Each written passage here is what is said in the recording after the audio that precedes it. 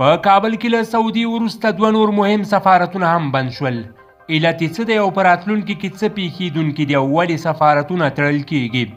جزئیات ویډیو کې وګورئ او چینل سبسکرایب کړئ. درنو لیدونکو السلام علیکم.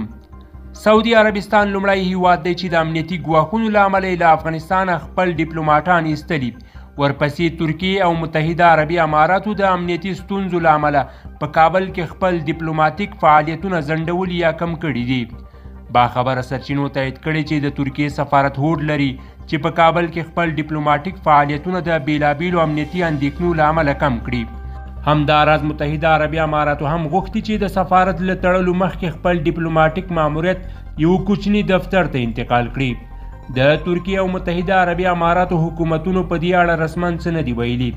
دا په داسې حال کې ده چې سعودي عربستان د روانې اونۍ په پیل کې له افغانستانه خپل یو زیات شمیر ډیپلوماټان وایستل او اوس د پاکستان په پلازمینه اسلام آباد کې مشت دي. که څه هم د سعودي حکومت په رسمي ډول په دې اړه څه نه دي ویلي، خو رویټرز خبري اژانس د دوه ډیپلوماټیکو سرچینو په حواله ویلي چې د سعودي ډیپلوماټان د امنیتي ګواښونو له امله د هوا له لارې له افغانستانه وتلي دي.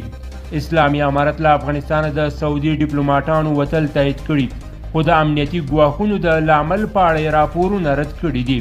د اسلامي امارت ویان ذبیح الله مجاهد ویلي چې د سعودي د سفارت کارکونکي په موقت ډول د روزنې لپاره له افغانستانه وتلي او بیرته به هیواد ته راستانه شي.